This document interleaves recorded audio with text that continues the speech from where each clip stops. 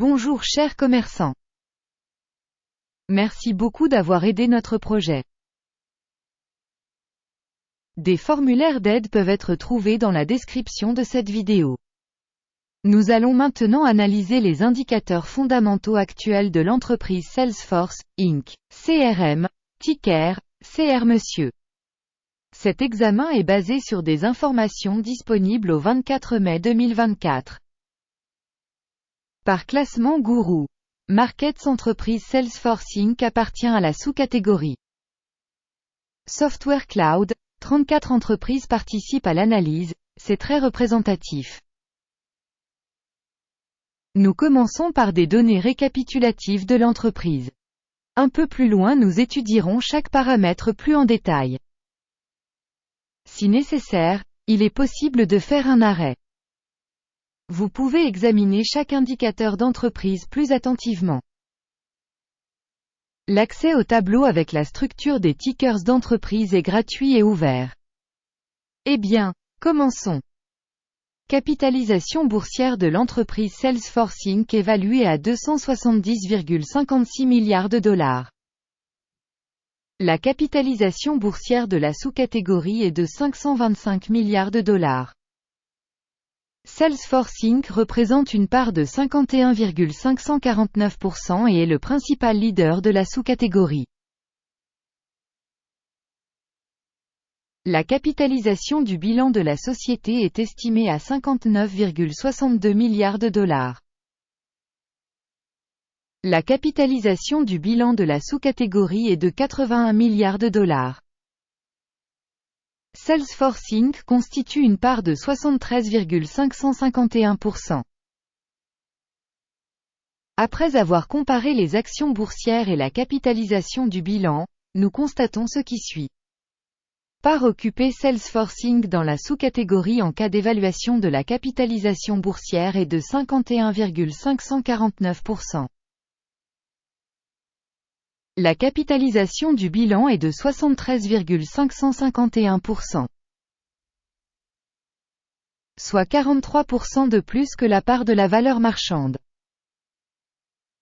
Évaluation de la part de marché et de la valeur comptable de l'entreprise dans la sous-catégorie.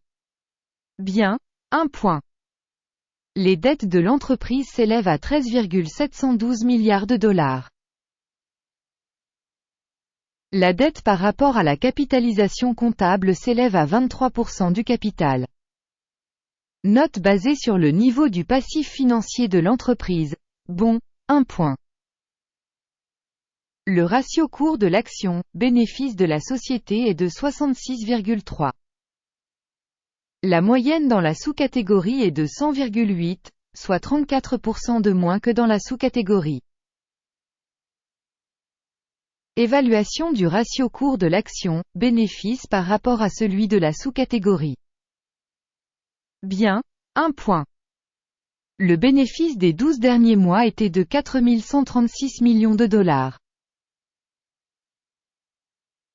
Les bénéfices futurs pour les 12 prochains mois devraient provisoirement s'élever à 6,7 milliards de dollars. Et c'est 62% de plus actuellement.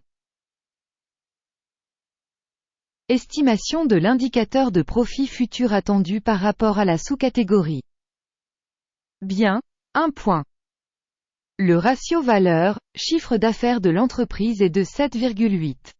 La moyenne dans la sous-catégorie est de 6,3, soit 24% de plus que dans la sous-catégorie. Évaluation du prix de marché de l'entreprise par rapport à son chiffre d'affaires par rapport aux indicateurs des entreprises de la sous-catégorie. Tolérable, 0 point. Le chiffre d'affaires des 12 derniers mois s'élevait à 34 860 millions de dollars. Les revenus projetés pour les 12 prochains mois devraient être de 56 470 millions de dollars. C'est 62% de plus actuellement. Une évaluation des volumes de ventes futures projetés par rapport aux indicateurs des entreprises de la sous-catégorie. Bien, 1 point. La marge commerciale est de 11,9%, avec une moyenne pour la sous-catégorie de 6,3%. La différence entre la moyenne de la sous-catégorie et la performance de l'entreprise est de 5,6%. Évaluation de la rentabilité par rapport aux indicateurs des entreprises de la sous-catégorie. Bon, 0,5 points. La part de l'entreprise en termes de nombre d'employés dans la sous-catégorie est de 23,042%. Soit 124% de moins que la part de la capitalisation boursière. Et ce fait reflète le déséquilibre de la valeur d'échange de l'organisation Salesforce Inc., plutôt vers une revalorisation. Le montant du capital pour chaque employé de l'entreprise est égal à 3 723 milliers de dollars. Tandis que pour la sous-catégorie 1 664 000 dollars. La différence entre la moyenne de la sous-catégorie et la performance de l'entreprise est de 123,7%. Estimation du volume de capital de l'entreprise par salarié par rapport aux indicateurs de la sous-catégorie. Tolérable, 0 points. Le montant du bénéfice par employé est de 56,9 milliers de dollars. Avec une moyenne dans la sous-catégorie de 16,5 000 dollars. La différence entre la moyenne de la sous-catégorie et la performance de l'entreprise est de 245%. Estimation du profit de chaque salarié de l'entreprise par rapport aux indicateurs des entreprises de la sous-catégorie. Bon, 0,5 points. La part des revenus par employé individuel de l'entreprise est de 480 000 dollars.